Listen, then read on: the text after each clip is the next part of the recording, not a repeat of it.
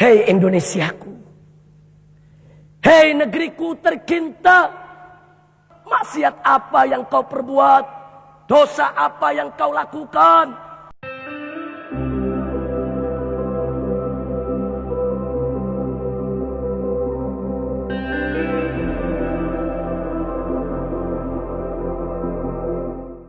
Assalamualaikum warahmatullahi wabarakatuh.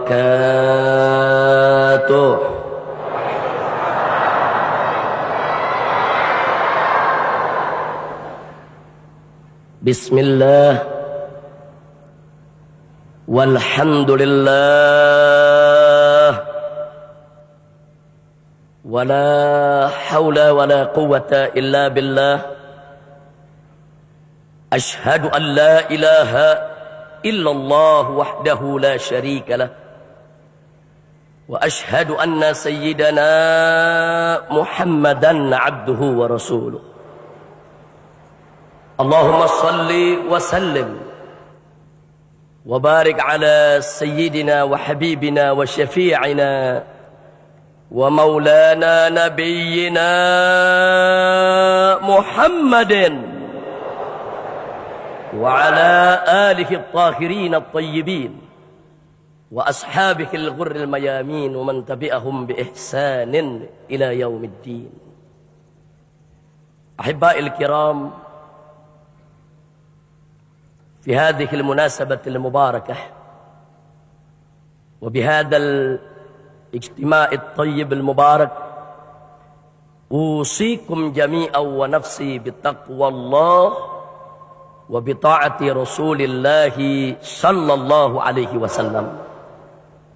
فنسأل الله سبحانه وتعالى أن يهدينا إلى صراطه المستقيم ويجعلنا من المتقين ويدخلنا جنته جنة النعيم والحمد لله رب العالمين. Kepada para habaib, para alim ulama yang saya cintai, kepada segenap jajaran umara yang sama kita hormati, kepada segenap panitia penyelenggara yang sama kita sayangi, dan kepada seluruh kaum muslimin dan muslimat, hadirin wa hadirat rahimakumullah. Kita sama memaklumi bahwa acara zikir kali ini bertemakan merdeka dari maksiat. Saya patut mengacungkan jempol kepada segenap jajaran panitia, wabil khusus dalam hal ini Bapak Wakil Gubernur yang kita cintai, Bapak Fauzi Bowo, dan teristimewa untuk guru kita, ustadz kita, da'i kita, akhina al-fadil al-ustadz al-haj Muhammad Arifin Ilham, hafidhahullahu ta'ala wa ardah. Kenapa saya katakan patut kita acungkan jempol? Karena tema ini tidak sembarangan ya ikhwan, dan betul-betul munasib, sesuai dengan situasi kondisi yang sedang melanda bangsa kita akhir-akhir ini. Kita bisa sama melihat dalam beberapa tahun terakhir ini bencana datang bertubi-tubi menghantam negeri ya ikhwan. Gempa demi gempa, longsor demi longsor, banjir demi banjir, kebakaran demi kebakaran, mulai dari kebakaran di tengah kota sampai kebakaran di tengah hutan. Tidak sampai di situ, bahkan pertumpahan darah demi pertumpahan darah yang telah mengorbankan ribuan anak bangsa. Dan puncaknya kita lihat bagaimana terjadinya gelombang tsunami yang menghantam saudara-saudara kita tercinta di Aceh. Memang kita juga sama tahu bencana apapun yang datang kepada orang-orang yang beriman, yang taat kepada Allah dan Rasulnya, itu adalah ujian. ujian untuk mensucikan diri mereka dari dosa dan untuk mengangkat derajat mereka di sisi Allah. Tapi juga jangan lupa, pada saat yang sama bencana yang terjadi bagi kaum muslimin yang suka lalai, kadang taat, kadang maksiat, banyak lari daripada kewajiban, maka bencana-bencana yang terjadi merupakan peringatan keras dari Allah agar dia segera kembali taubat kepada Allah. Dan juga jangan lupa, saudara, pada saat yang sama bagi orang-orang kafir, fasik, munafik, mereka-mereka yang tidak ada kebaikan dalam dirinya, yang selalu maksiat kepada Allah, maka bencana yang terjadi merupakan siksa yang dikedepankan oleh Allah dalam kehidupan dunia. Dan siksa akhirat jauh lebih pedih dari itu menanti mereka, ya ikhwan.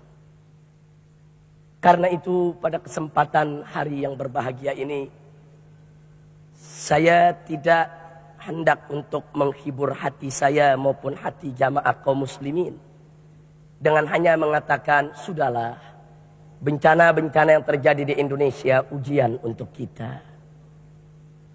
Itu bukti kalau Allah cinta sayang kepada kita. Saya tidak pungkiri ungkapan semacam ini begitu baik untuk menghibur hati kita dan menanamkan husnudzon kita kepada Allah.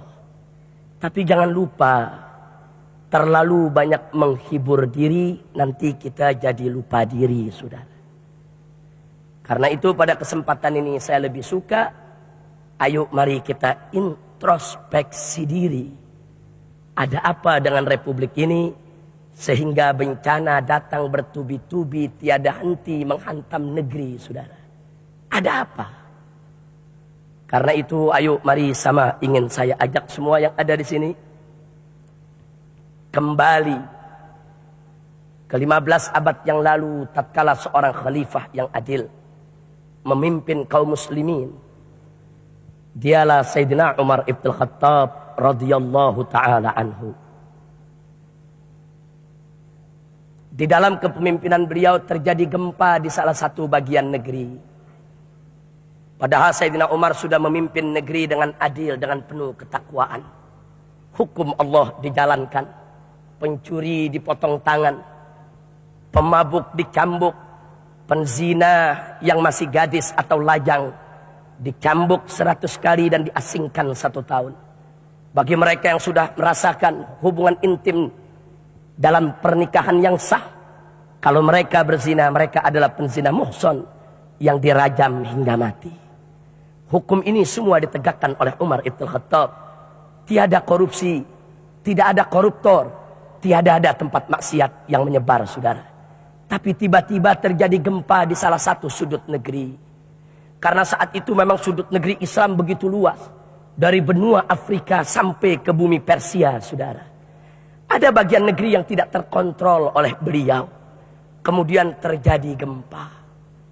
Begitu terjadi gempa, Sayyidina Umar sebagai seorang pemimpin yang cinta kepada rakyatnya, yang bertanggung jawab, beliau tinggalkan ibu kota menuju tempat terjadinya gempa.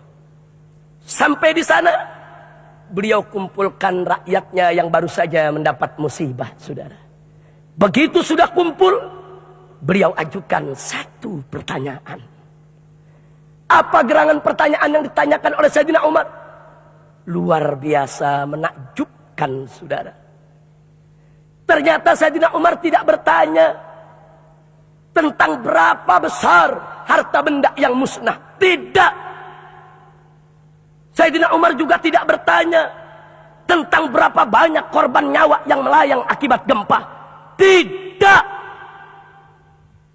Tapi yang ditanya oleh Sayyidina Umar ibn Khattab adalah, hei kaum muslimin, hei rakyatku, maksiat apa yang kalian perbuat? Dosa apa yang kalian lakukan sehingga gempa ini bisa terjadi, menjadi bencana menimpa kalian? Masya Allah, saudara. Sayyidina Umar lebih memilih mengajak rakyatnya introspeksi ketimbang menghibur diri. Bisa saja kalau Sayyidina Umar mengatakan, sabar, tenang, ini ujian Allah, sebagai bukti Allah cinta kepada kita. Rakyatnya senang, tenang. Tapi Sayyidina Umar tidak lakukan itu. Yang dilakukan oleh Sayyidina Umar Ibn Khattab adalah mengajak rakyatnya untuk introspeksi diri. Maksiat apa yang kalian perbuat sehingga bencana ini bisa terjadi? Karenanya ibadallah, ini yang tadi saya katakan bahwa pertanyaan Sayyidina Umar mengagumkan dan mengagetkan banyak orang. Beliau tanpa tedeng aling-aling, terbuka, fair, terus terang. Beliau tidak takut rakyatnya tersinggung kepada beliau, tidak. Beliau tanyakan dengan tulus kepada rakyatnya untuk mengajak mereka introspeksi diri. Jadi bukan mengintrospeksi orang lain, tapi introspeksi diri. Baik ibadallah, dari pertanyaan ini muncul pertanyaan lain di benak kita. Ada apa Sayyidina Umar menghubungkan antara gempa bumi dengan dosa? Ada apa Sayyidina Umar menghubungkan antara bencana dengan maksiat? Ada apa? Karena di dalam Al-Quranul Karim tegas Allah menyatakan, faqala ta'ala, wa ma kunna muhlikil qura illa wa ahluha zalimun. Kata Allah dalam Al-Quranul Karim, tidak sekali-kali kami binasakan suatu negeri, kami hancurkan suatu perkampungan, kami hancurkan suatu wilayah, kecuali penduduk di negeri tersebut sudah menjadi orang-orang yang zalim. Jadi kalau sudah terlalu banyak kezaliman, niscaya bencana akan datang, saudara. Kemudian kalau kita lihat lagi firman Allah yang lainnya, faqala ta'ala, walau anna ahlal qura amanu wattaqau lafatahna 'alaihim barakatin minas sama'i wal ard walakin kadzabu fa'akhadnahum bima kanu yaksibun. Shadaqallahul azim. Kata Allah di dalam ayat ini, walau anna ahlal qura, andai kata penduduk negeri-negeri amanu wattaqau, beriman dan bertakwa, Allah berjanji la fatahna alaihim barakah, niscaya akan kami buka atas penduduk negeri tersebut untuk mereka, bagi mereka, buat mereka barakat, aneka macam keberkahan, minas sama'i wal ard, baik yang datang dari langit maupun dari bumi. Walakin kadzabu, akan tetapi saudara, sayang sejuta sayang, kadzabu, penduduk negeri-negeri banyak yang mendustakan ayat-ayat Allah, mendustakan agama Allah, mendustakan hukum Allah. Lalu apa yang terjadi? Fa'akhadnahum bima kanu yaksibun, maka kami hukum mereka, kata Allah, dengan apa yang mereka perbuat. Dari ayat ini jelas Allah menyampaikan kepada kita dua keputusan, dua sunnatullah. Yang pertama, kalau penduduk satu negeri beriman dan bertakwa kepada Allah, Allah pasti berkahi mereka, sehingga mereka akan jauh dari bencana dan mara bahaya. Yang kedua sebaliknya, bila penduduk satu negeri maksiat kepada Allah, kemungkaran merajalela di mana-mana, tanpa ada kepedulian untuk menegakkan amar ma'ruf nahi munkarnya, maka siap-siap bencana pasti datang, saudara.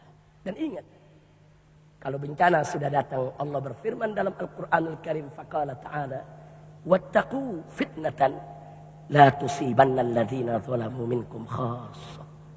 Kata Allah, wattaqu, takut dong kamu sekalian, pelihara dong, jaga dong, jaga, kata Allah, kamu punya diri. Jaga dari apa? Fitnatan, jaga daripada fitnah yang bisa berupa bencana, musibah, bala dan malapetaka, yang kalau sudah datang la tusibanna alladzina zalamu minkum khassah. Dia tidak hanya menimpa khusus orang yang zalim saja, tidak. Tapi orang baik pun akan terkena, saudara. Maka itu suatu hari Rasulullah Shallallahu Alaihi Wasallam pernah pulang ke rumahnya dalam keadaan gemetar ketakutan, berkeringat dingin. Kemudian beliau disambut oleh istri tercinta Sayyidatuna Zainab binti Jahsy radhiyallahu taala anha. Sang istri bertanya kepada Nabi, ya Rasulullah, ma yukhzi'uk wahai Rasulullah, apa gerangan yang membuat engkau takut?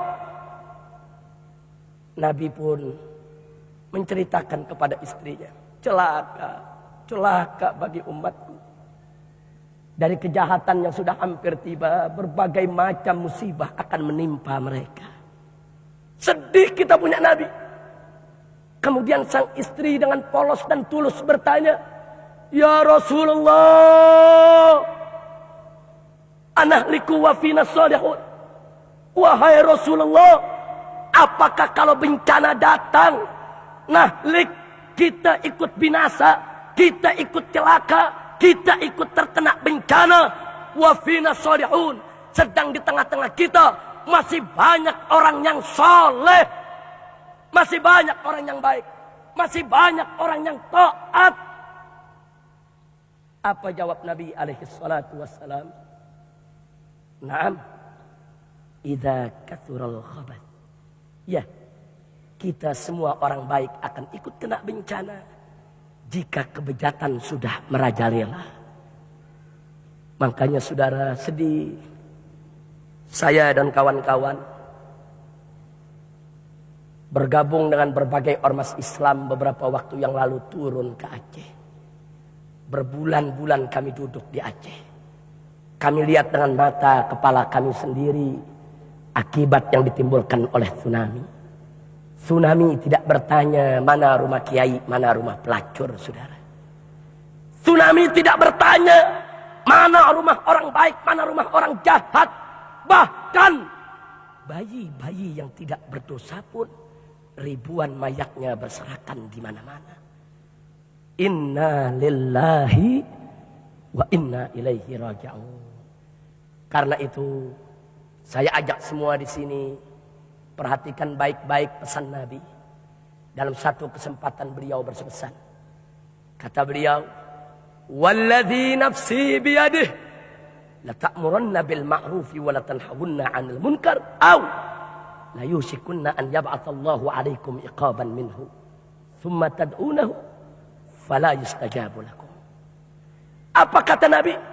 Walladzi nafsi biyadihi, demi zat yang jiwaku di tangannya, yang nyawaku ada dalam kekuasaannya, demi Allah, la ta'muranna bil ma'rufi wa la tanhawunna 'anil munkar. Engkau, hai umat Islam, dengan sungguh-sungguh menegakkan amar ma'ruf nahi munkar, atau la yushikunna, sebentar lagi tiba masanya, an yab'atsallahu 'alaikum iqaban minhu. Allah akan kirim kepada kamu sekalian, hei kaum muslimin, iqaban minhu, siksa dari sisi Allah. Dan kalau siksa itu sudah datang, thumma tad'unahu, kemudian engkau rame-rame berdoa kepada Allah, minta pertolongan Allah, ya Rabb, ya Rabb, fala yustajabu lakum, tidak akan pernah dikabulkan oleh Allah, ya ikhwan. Karena itu sebelum saat itu tiba, ayo kita berzikir, kita panjatkan munajat kepada Allah, dan mari kita tegakkan amar ma'ruf nahi munkar. Jangan sampai tiba saatnya datang, doa kita pun tidak dikabulkan, ya ikhwan. Na'udzubillah min dzalik. Nah, karena itu pantas kalau Sayyidina Umar tadi bertanya lewat yang kita sudah baca barusan ayat dan hadisnya, pantas memang maksiat punya hubungan dengan bencana, saudara. Yakinkan dalam diri kita, Allah Maha Adil, Allah tidak jahat, saudara.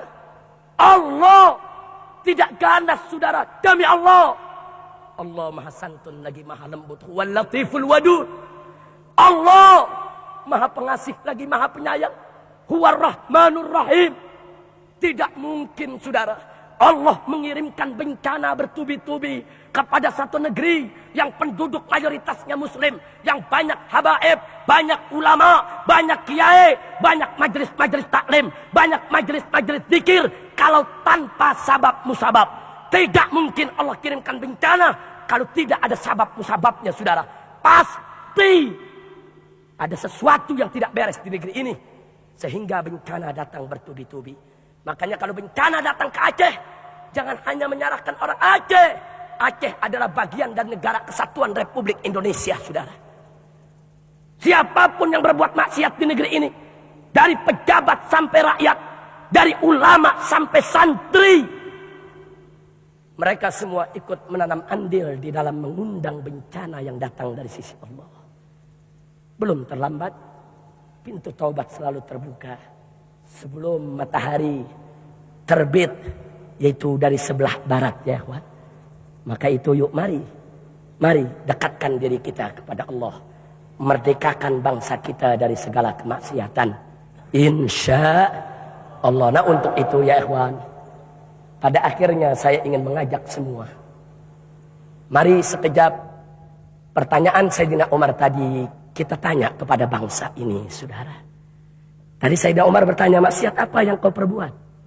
Sekarang mari kita bertanya, hei Indonesiaku, hei negeriku tercinta, musibah datang bertubi-tubi, bencana datang silih berganti, tiada henti menghantam negeri.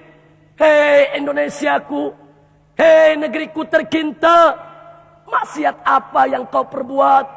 Dosa apa yang kau lakukan sehingga bencana datang bertubi-tubi menghantam negeri? Tanyakan juga kepada para pejabat di negeri ini. Hei para pejabat, maksiat apa yang kau perbuat sehingga bencana datang menghantam kau punya rakyat? Tanyakan juga kepada ulama di negeri ini. Hei para ulama, maksiat apa yang selama ini kau biarkan, yang selama ini kau diamkan, yang selama ini tidak kau cegah sehingga mengundang bencana dari sisi Allah? Dan lebih utama dari itu, tanyakan kepada diri kita masing-masing saudara. Dosa apa yang sudah kita buat? Dosa apa yang sudah kita lakukan? Tubu ilallah taubatan nasuha. Mari kita taubat kembali kepada Allah dengan sebenar-benarnya taubat. Mari kita merdekakan republik ini dari maksiat.